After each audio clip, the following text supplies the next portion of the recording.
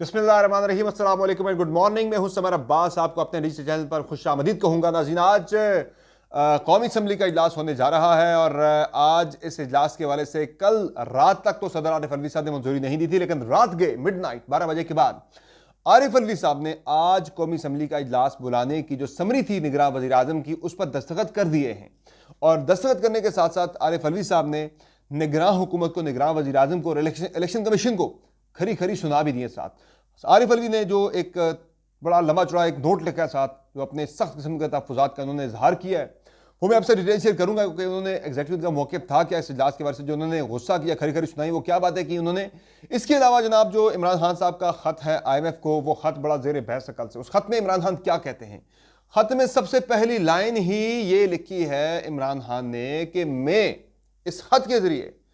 हम लोग जो है IMF और पाकिस्तानी अवाम की जो बेहतरी है, यानी कि पाकिस्तानी अवाम की जो फंडिंग है, उसमें रुकावट हायल नहीं करना चाहते, ये वाज़ेह किया। और दो जो मुतालबात किए हैं, एक मुतालबा बड़ा सिंपल है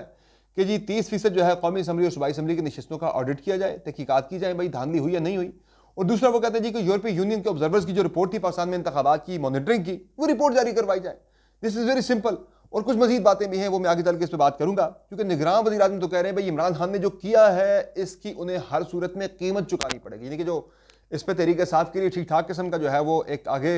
मामला आ रहा है, बहुत सख्ती की तरीके साफ के लिए आ रही है। इस पर एक बुनियाद जो है वो मिल गई है, एक और बुनियाद मिल गई है, एक और जवाब मिल गया है। अच्छा, इसके अलावा जनाब जो मामला है एमल वली खान मुझे बड़ी मुश्किल में नजर आ रहे हैं, क्योंकि वो बहुत ही कुछ उन्होंने कुछ गैर ज़िम्मेदाराना बातें भी कर दी हैं, अपने गुस्से का इजहार करते साथ साथ। इसके अलावा जनाब उमर डार 10 महीने बाद अपने घर वापस आ गए हैं। 10 महीने वो गायब रहे, फिर पुलिस कस्टडी में रहे, फिर उसके बाद फिर उनकी ज़मानत का लिए घर आ गए।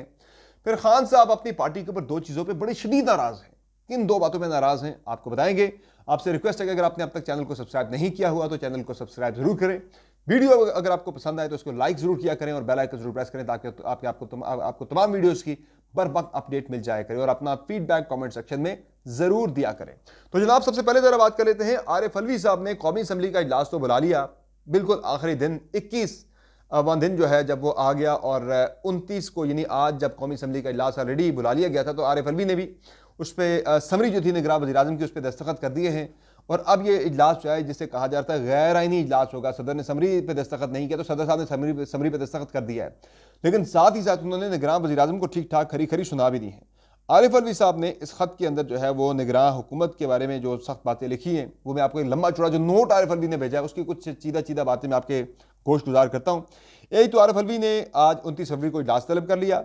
और उन्होंने ये भी कहा कि जो 21 यानी इस इजलास के बुलाए जाने को उन्होंने मखसूस नशिस्तों के मामले के हल के साथ उन्होंने जोड़ा है। इस तवक्को का इजहार किया कि मखसूस नशिस्तों का मामला जो है वो आज हल हो जाएगा, चूँकि आज ही इलेक्शन कमीशन ऑफ पाकिस्तान ने जो कल फैसला महफूज किया था पाकिस्तान तहरीक इंसाफ की मखसूस नशिस्तों के हवाले से, वो फैसला भी सुनाना है।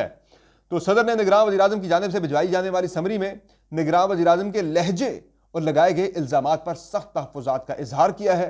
निगरान वज़ीर आज़म का लबो लहजा इंतहाई अफसोसनाक है। सदर आरिफ अलवी ने कहा कि आइन के तहत 51 आइन के आर्टिकल 41 के तहत रियासत के सरबराह जमहूरिया के इत्तेहाद की अलामत प्रेसिडेंट होता है, और बहैसियत निगरान वज़ीर आज़म के जवाब पर तहफ़्फ़ुज़ात हैं, बहैसियत सदर मुझे निगरान वज़ीर आज़म के जवाब पर तहफ़्फ़ुज़ात हैं बड़े शदीद। उन्होंने कहा जी कि सदर मुमलिकत को आम तौर पर समरियों में इस तरह से ऐसे मुखातिब नहीं किया जाता। एक अफसोसनाक अमर है कि मुल्क के चीफ एग्जीक्यूटिव ने सदर मुमलिकत को पहले सीगे में मुखातिब किया, और यानी कि उनको होता है ना कि पूरे टाइटल के साथ नहीं, बल्कि वो कहते हैं सिर्फ पहले सीगे के साथ जो है उन्हें मुखातिब किया गया है, जो कि जिसमें सदर ने कहा है जी कि समरी में नाकाबिल कबूल ज़ुबान और बेबुनियाद इल्ज़ामात लगाए गए हैं निगरान वज़ीर आज़म की जानिब से। तो उन्होंने बाकी अपने हल्फ की बात कीजिएगा, हमेशा मैं अपने हल्फ का ख्याल रखता हूँ, मैंने कभी भी ऐसा नहीं किया। और फिर एंड पे जाके सदर ने जो है वो इलेक्शन कमीशन को कहा भाई कि इलेक्शन कमीशन जो है आर्टिकल 51 के तहत उसे 21 दिन में ये काम मुकम्मल करना था पार्लियामेंट के मुकम्मल करने का, जिसमें तमाम जो अरकान हैं, जो जो जो जो अवाम के नुमाइंदे हैं, वो हाउस मुकम्मल करना था, लेकिन नहीं किया। तो आज उन्होंने कहा जी 21वें दिन मैं इजलास के बुलाए जाने की समरी पर दस्तखत इस उम्मीद के साथ कर रहा हूँ कि इलेक्शन कमीशन अपना काम मुकम्मल करके जो मखसूस नशिस्तों का मामला है वो आज उसे हर सूरत में हल कर देगा। अब देखते हैं कि इलेक्शन कमीशन ऑफ पाकिस्तान जो है वो फैसला सुनाता है या नहीं सुनाता,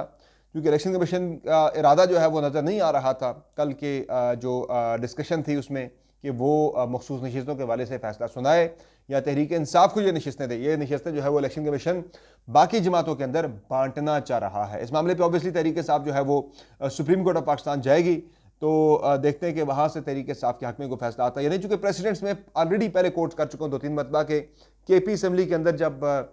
फाटा की मखसूस जब फाटा की जनरल नशिस्तों पर जुलाई 2019 में इलेक्शन हुआ था, तो उसके बाद वहाँ से 7 इंडिपेंडेंट मुंतखब होने वालों में से 3 जो हैं वो इंडिपेंडेंट शामिल हो गए थे बाप पार्टी में, जो कंटेस्टिंग पार्टी नहीं थी KP असम्बली में, लेकिन उन्हें फिर एक मखसूस नशिस्त बाद में मिल गई थी, तो बाप पार्टी की वहाँ पे 4 नशिस्तें हो गई थी और वक्त पे नशिस्तें जो है वो उनकी यानी कि मखसूस नशिस्तों की फहरिस्त जमा ना करवाने के वाले से 2018 में तहरीक इंसाफ जो है वो पंजाब में माइनॉरिटीज़ की रिजर्व सीट्स के वाले से फहरिस्त जमा टाइम पे नहीं करवा सकी थी। बाद में तहरीक इंसाफ को एंटरटेन कर लिया गया था, इसी इलेक्शन कमीशन ने एंटरटेन किया था। तो अब जो है ये मामला तहरीक इंसाफ की फेवर में जाता है। बाकी इलेक्शन कमीशन जो है वो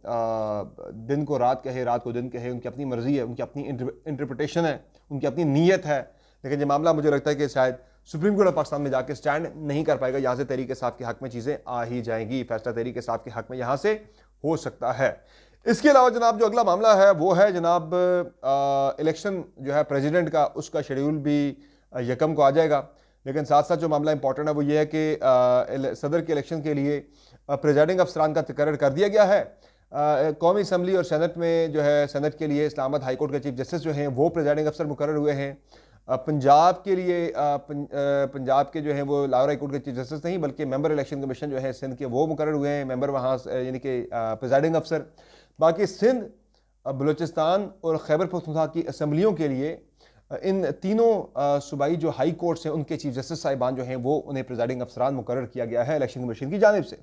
बाकी आज कौमी असम्बली का हल्फ होगा, तो साथ ही स्पीकर के लिए नॉमिनेशन पेपर भी जमा करवाए जाएंगे। स्पीकर के लिए अयाज सादिक, जबकि डिप्टी स्पीकर के लिए रात के पाकिस्तान पीपल्स पार्टी ने गुलाम मुस्तफ़ा शाह का नाम जो है वो दिया है डिप्टी स्पीकर कौमी असम्बली के लिए। और आज ही इलेक्शन हो जाएगा खैबर पख्तूनख्वा के स्पीकर डिप्टी स्पीकर का भी। और इसके अलावा जो मामला है वो बलूचिस्तान में आज का भी इम्कान है कि वहाँ पे जो बलूचिस्तान के CM के वाले से जो है वो नाम आज फाइनलाइज हो जाएगा। Sarfraz Bugti is the front runner in this race, उनका कभी इम्कान है कि वो CM के लिए उनका नाम जो है वो ज़्यादा मजबूत माना जा रहा है। बाकी जो जनाब इमरान खान का लेटर है IMF को, वो बहुत ज़्यादा अहमियत का हामिल है, उस पर काफ़ी ज़्यादा बातचीत हो रही है। तो मैं कुछ चीज़ें ज़रा कुछ हक़ाइक़ आपके सामने गोश गुजार करना चाहूँगा to put the record straight. इस ख़त में जो कि इमरान खान के तर्जुमान जो हैं रऊफ़ हसन साहब, उनकी जानिब से लिखा गया है IMF को, तो IMF की मैनेजिंग डायरेक्टर क्रिस्टलिना जॉर्जीवा को यह ख़त लिखा गया है, जिसमें सबसे पहली जो लाइन है, यानी जो सबसे पहला पैराग्राफ तो ये कि इमरान खान की तरफ से लिखा गया, सबसे पॉपुलर पार्टी के वो चेयरमैन हैं। दूसरी लाइन में ये लिखा गया है, यानी दूसरे पैराग्राफ में जो स्टार्ट होता है ख़त, वो ये लिखा गया है कि इट मस्ट बी क्लैरिफाइड, ये ज़रा गौर से सुनिएगा, इट मस्ट बी क्लैरिफाइड, ये वजाहत की जाती है एट द वेरी आउटसेट, बिल्कुल शुरुआत में ख़त के, that PTI does not wish to stand in the way of any IMF facility to the state of Pakistan that promotes the immediate as well as the long-term economic well-being of the country। कि पाकिस्तान तहरीक इंसाफ जो है वो किसी भी IMF programme और पाकिस्तानी अवाम के दरमियान रुकावट के तौर पर हायल नहीं होना चाहती, जो पाकिस्तानी अवाम के लिए इमीडिएट या लॉन्ग टर्म जो है वो इकनॉमिक वेलबींग की वजह बने। तो ये वजाहत तहरीक इंसाफ की तरफ से आई कि भाई हम किसी IMF प्रोग्राम के दरमियान IMF प्रोग्राम की राह में रुकावट जो है वो हायल नहीं कराना चाहते, हम रोड़े नहीं अटकाना चाहते। हमारा मकसद जो है वो ये कहते हैं कि जो पाकिस्तान में जो धांधली जो है पाकिस्तानी अवाम का मैंडेट जो है वो उनसे चुराया गया है, उस वाले से वो कहते हैं कि एक तहकीकात, चूँकि पहले भी IMF का डेलीगेशन जाके 2023 में इमरान खान से जब मिला था, तो इमरान खान ने तब भी IMF के मौजूदा प्रोग्राम की इस शर्त पे जो है वो सपोर्ट की थी कि IMF जो है वो पाकिस्तान में शफाफ इंतखाबात के लिए कोशिशें करेगा, शफाफ इंतखाबात मेक श्योर किए जाएंगे। लेकिन शफाफ इंतखाबात चूँकि नहीं हुए, तो इसलिए IMF को चाहिए कि वो अपने 1997 के चार्टर के मुताबिक, जिसमें भी लिखा गया है कि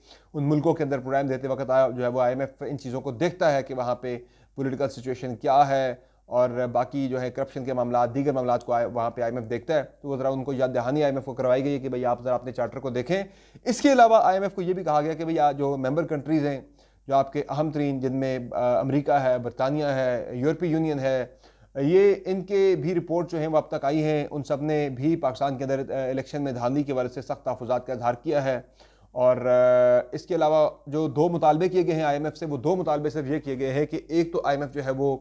यूरोपीय यूनियन की जो ऑब्जर्वर्स की रिपोर्ट थी, जिन्होंने पाकिस्तान के अंदर आके 8 फरवरी के इलेक्शन को ऑब्जर्व किया था, मॉनिटर किया था, वो अपनी रिपोर्ट IMF के साथ शेयर करें, IMF उनसे रिपोर्ट लेके देखे कि पाकिस्तान के अंदर किस तरह का क्रॉस मिसकंडक्ट हुआ है इंतखाबात के अंदर। और दूसरा वो ये कहते हैं कि वो रिपोर्ट पाकिस्तानी अवाम के साथ जारी की जाए। और दूसरी जो इसमें डिमांड है IMF से की गई है वो ये है जनाब कि IMF जो है वो पाकिस्तान के अंदर देखे कि यानी कि 10-30% जो है टोटल कौमी सूबाई असम्बली की नशिस्तें जो है वो सैंपल के तौर पर ली जाएँ। और पतन कोलिशन 38 जो है एक इंडिपेंडेंट ऑब्जर्वर ग्रुप है इलेक्शन के वाले से, और दूसरा फैफन जो कि इंडिपेंडेंट एक ऑब्जर्वर ग्रुप है। दो जो तंजीमें हैं, इन दो को ये टास्क दिया जाए कि ये इन इंतखाबात की यानी कि जो 30% हल्के हैं कौमी सूबाई असम्बली के, उनका ऑडिट करे। और उसमें अगर धांधली निकलती है तो ठीक है भाई, फिर आगे फिर देख ले क्या होता है, तो सिर्फ उसकी तहकीकात कर लें। तो अगर नहीं निकलती धांधली तो पाकिस्तान तहरीक के साथ जो है वो चलेगी सारे सिस्टम के साथ। तो ये जनाब सिंपल सी दो डिमांड्स है पाकिस्तान तहरीक के साथ की। मैं ये समझता हूँ कि ये कोई इतना बड़ा मामला नहीं है। ये हो जाती है अगर चीज़ें, अगर यानी कि जो मौजूदा हुकूमत बैठी है अगर वो इतनी कॉन्फिडेंट है तो उससे खुद ही जिस तरह से 2013 में एक सुप्रीम कोर्ट ऑफ पाकिस्तान के जरिए एक जुडिशल कमीशन जो है वो बना दिया गया था धांधली के तहकीकात के लिए, तो अभी अगर एक अदालती कमीशन जो है वो शहबाज शरीफ साहब आज अगर हल्फ उठाते हैं, हल्फ उठाने के बाद ही अगर वो एक तकरीर कर दें या कल वज़ीर-ए-आज़म बनने के बाद वो एक तकरीर कर दें और कहें जी कि हम ये मामला रेफ़र करते हैं सुप्रीम कोर्ट ऑफ पाकिस्तान को कि वो इस मामले की तहकीकात करें, लेकिन ऐसा नहीं होगा। 2013 में मामला कुछ और था और आज जो इलेक्शन हुआ इसमें मामला है ही कुछ हो रहा है। फॉर्म 45 कुछ और कह रहा है, फॉर्म 47 बिल्कुल ही कुछ और कह रहा है। बहरहाल इस पर तहरीक इंसाफ जो है वो इसमें IMF को इस मामले में लेके आना, ये तहरीक इंसाफ के लिए बहुत ज़्यादा मुश्किल का बायस बनेगा। और इस पर तहरीक इंसाफ ने एक और जो है वो हथियार दे दिया है, यानी एक और जवाब दे दिया अपने खिलाफ मुख्तलिफ़ किस्म की कार्रवाइयों के वाले से। और निगरान वज़ीर-ए-आज़म ने तो कल ही कह दिया है कि भाई तहरीक इंसाफ को इसकी बहुत ही भारी कीमत चुकानी पड़ेगी इस सारे मामले की जो उन्होंने किया है इमरान खान साहब को, तहरीक इंसाफ को। बहरहाल इस पर नून लीग भी बड़ी सख्त तनकीद कर रही है कि भाई ये पाकिस्तान के साथ दुश्मनी की गई है तहरीक इंसाफ की जानिब से। और इसके अलावा जो है मेरी ज़ाती जो राय है वो ये है, मुझे नहीं लगता कि IMF इस पर कोई एक्शन करेगा, यानी कोई पाबंद कर देगा हुकूमत पाकिस्तान को जनाब कि आप ये सारा कुछ करेंगे तो हम तब जाके आपको फंडिंग देंगे, ऐसा नहीं होता। अल्दो मोडी जो क्रेडिट रेटिंग एजेंसी है वो भी ये कह चुका है कि पाकिस्तान में जो 8 फरवरी का इलेक्शन था वो मुतनाज़ तरीन इलेक्शन था, उसकी वजह से पाकिस्तान को IMF के साथ डीलिंग में मुश्किलात का सामना करना पड़ सकता है। सियासी इस्तेहकाम के मामला जो है वो पाकिस्तान को काफ़ी ज़्यादा मुआशी तौर पर काफ़ी मुश्किलात का शिकार कर सकते हैं। तो लेकिन यह है कि मुझे नहीं लगता IMF ऐसी कोई शर्त रखेगा। IMF की बुनियादी शर्त ये होती है कि क्या आया उस मुल्क के अंदर डेमोक्रेसी है या नहीं है। तो डेमोक्रेसी चाहे जितनी कमज़ोर लूली लंगड़ी भी हो, वो IMF का इसमें कोई दर्द सर नहीं होता, वो इतना ज़्यादा मामलों में गहराई में जाकर दिलचस्पी नहीं लिया करता। तो देखते हैं IMF क्या करता है, लेकिन मेरी जो ऑब्जर्वेशन है वो यही है कि ये एक एक्सरसाइज तरीके से आपने करके अपने आप को मुश्किल में डाला। IMF की तरफ से इस पर कोई किसी किस्म का एक्शन जो है वो नहीं होने वाला। बाकी जनाब जो एमल वली हैं वो आजकल ज़रा बड़ी ख़तरनाक बातें कर रहे हैं। और आप मैं इतना ये बताऊं कि एमल वली का जो गुस्सा है वो जनाब आजकल इदारों पे गुस्सा निकाल रहे हैं, लेकिन हकीकत ये है, इस हकीकत से कोई भी जो है वो मेरे ख्याल से इनकार नहीं करेगा कि खैबर पख्तूनख्वा के अंदर जो एमल वली या उनकी जो पार्टी जो है वो जो इस वक्त अवामी नेशनल पार्टी की जो पोजीशन थी वो उसी पॉपुलरिटी, उसी सिचुएशन, उसी पोजीशन के मुताबिक उन्हें जो है मैंडेट मिला है। KP में तरीके से पॉपुलर पार्टी थी और है, और वही उसी हिसाब से KP के अंदर लोगों को नशिस्तें मिली हैं। तो ANP का वहाँ से हार जाना ये कोई सरप्राइजिंग कोई ऐसी चीज़ नहीं थी कि जिस पे एमल वली ने जो है वो बॉर्डर पे खड़े हमारे जो पाक फौज के जवान और अफसरान हैं उनके ऊपर जो है वो बड़ी सख्त किस्म की बातें की हैं। मैं इस तरह की ज़ुबान इस्तेमाल करने पे मैं कहूँगा कि ये कंडेमनेबल है, बहुत ही गैर जिम्मेदाराना लैंग्वेज है। और मुझे लगता है कि एमल वली को जो है ये he will have to face this, आने वाले दिनों में उनके लिए काफ़ी ज़्यादा जो है वो चैलेंजिंग सूरत हाल का उन्हें सामना करना पड़ेगा। इस तरह की गैर जिम्मेदाराना ज़ुबान इस्तेमाल करने पे मैं उन अल्फाज को, जुमलों को दोहरा नहीं सकता, वो इतने उन्होंने अजीब व गरीब किस्म की बातें की हैं। इसके अलावा जनाब जो मामला है अपना इमरान खान साहब का, उन्होंने दो मामलात के ऊपर बहुत सख्त किस्म की बरहमी और नाराज़गी का इजहार किया है। ये बैरिस्टर शहजाद अकबर के बकौल, एक तो इमरान खान ने जो मौजूदा पार्टी क़यादत है, पर्टिकुलरली जो पंजाब के अंदर जो पार्टी क़यादत है, राना आफ्ताब साहब जो अपोजिशन लीडर बने हैं वहाँ पे, उन पे और पंजाब की क़यादत के ऊपर इमरान खान साहब ने शदीद नाराज़गी और गुस्से का इजहार किया है। और इमरान खान साहब ने ये कहा है कि भाई ये क्या किया आप लोगों ने पंजाब के अंदर, आपने मरीम नवाज़ को ऐसे ही आपने बिल्कुल फ्री हैंड दे दिया तकरीर करने के लिए, पहली तकरीर करने के लिए, कि जब मैं वज़ीर-ए-आज़म बना था तो मुझे लोगों ने तकरीर नहीं करने दी थी, और उसके बाद जब भी मैं असेंबली आया मैंने बात करने की कोशिश की, बाकायदा अपने वज़रा का हिसार बना के मुझे वहाँ पे गुफ्तगू करनी पड़ती थी, बाकायदा फिजिकली अटैक होते थे आके, ज़ुबानी अटैक तो दूर की बात है। तो वो कहते हैं कि वहाँ पे पंजाब में मरीम नवाज़ को बिल्कुल फ्री हैंड दिया गया, कहते किसका ये फैसला था, ये गैर ज़िम्मेदाराना फैसला, ये किसका फैसला था कि मरीम नवाज़ को फ्री हैंड दिया जाए, वहाँ से वॉकआउट करने का या बाकआउट करने का जो फैसला था उस पर इमरान खान शदीद नाराज़ और बरहम है। इसके अलावा जो मामला है मुल्क में एहतजाजी मुजाहरों के वाले से, अब तक के जो धांधली के वाले से तहरीक इंसाफ ने जो एहतजाज किया है उस पर इमरान खान ने सख्त नाराज़गी का और अदम इत्मीनान का इजहार किया है कि भाई आप क्या कर रहे हैं, इतना बड़ा आपका मैंडेट चोरी हुआ है, आप लोग जो है वो कुछ कर ही नहीं सके, अभी तक कोई एहतजाज ही नहीं हुआ, कोई इंप्रेसिव एहतजाज नहीं हो सका। तो उस पर इमरान खान ने ये ऑलरेडी हफ्ते की कॉल दे रखी है कि हफ्ते के रोज़ जो है वो एक बड़ा प्रोटेस्ट करना है पूरे मुल्क के अंदर और मुल्क से बाहर भी। लेकिन मैं आपको इतना बता दूं कि इससे पहले भी इमरान खान जो है वो सिर्फ ये एहतजाज का मामला नहीं है, बल्कि पंजाब और KP में कोई बड़ा जलसा ना कर सकने पर भी पार्टी क़यादत के ऊपर वो शदीद नाराज़ थे। इमरान खान बारहा अपनी वकला लीडरशिप को ये कहते रहे इलेक्शन से पहले भी। दिसंबर में खैबर पख्तूनख्वा के अंदर एक बड़ा जलसा करने का प्लान हुआ था, वो जलसा नहीं हो सका था। फिर जनवरी में प्लान था पंजाब में बड़ा जलसा करने का, वो जलसा भी नहीं हो सका था, जिस पे खान साहब जो है वो अपनी पार्टी क़यादत पे नाराज़ भी थे काफ़ी ज़्यादा। और अब जो है ये बड़ा प्रोटेस्ट ना करने पर भी इमरान खान जो है वो शदीद नाराज़ और नाला दिखाई देते हैं। देखते हैं हफ्ते को पाकिस्तान तहरीक इंसाफ किस तरह का पावर शो करती है। तो इसके अलावा जो है देखते हैं आज क्या होता है। जो डेवलपमेंट्स हैं हुकूमत साजी के वाले से, उस पर आज चीज़ें जो है वो होती रहेंगी। इलेक्शन कमीशन आज फैसला सुना देगा और इम्कान ये कि पाकिस्तान तहरीक इंसाफ के खिलाफ ही फैसला आएगा और तहरीक इंसाफ को मखसूस नशस्तों के लिए सुप्रीम कोर्ट ऑफ पाकिस्तान ही जाना पड़ेगा। तो ये आज की खबरें, इंशाल्लाह आपसे दोबारा मुलाकात होगी। इजाज़त दीजिए, अल्लाह हाफ़िज़।